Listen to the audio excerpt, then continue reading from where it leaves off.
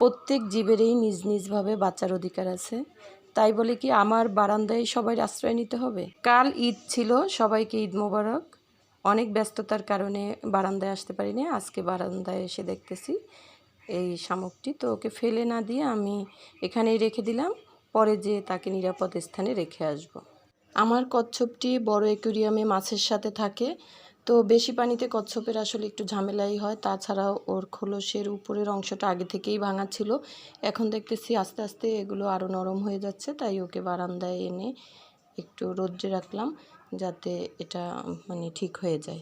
এদিকে আমার গুলগুল সোনা কোরবানির মাংস খেয়ে সে এমনভাবে ঘুম দিয়েছে, মনে হয় এর চেয়ে সুখী জীবন আর কোনো বিড়ালেরই নেই।